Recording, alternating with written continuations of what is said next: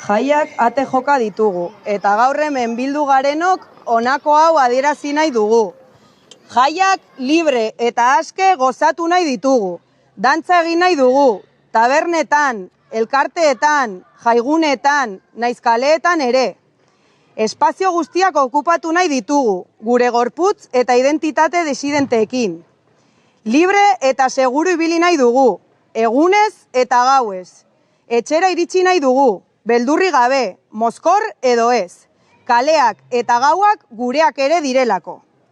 Identitate disidenteok eta emakumeok ongi dakigu zer den zapalkuntza ezberdinak jasatea, eta horregatik ez dugu albokoa epaituko, inolaz ere ez.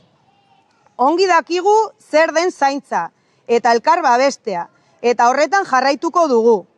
Gurea borroka kolektiboa delako, gurea borroka transfeminista delako. Bestalde, argi utzi nahi dugu erasotzaileak gure jopuntuan egongo direla. Ez dugula inolako erasorik onartuko. Ez jaietan, ez jaietatik kanpo ere. Gurea autodefentsa feminista. Aurten ere, erasoak hartatzeko gune bat egongo da. Osasun etxean egongo den kaseta. Ostegun, ostiral eta larun batean gaueko 10:00 goizeko 4:00 arte.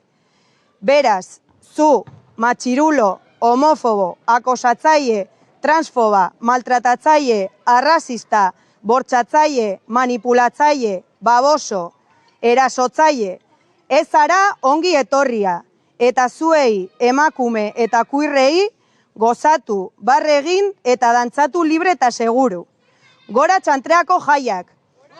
Gora borroka transfeminista.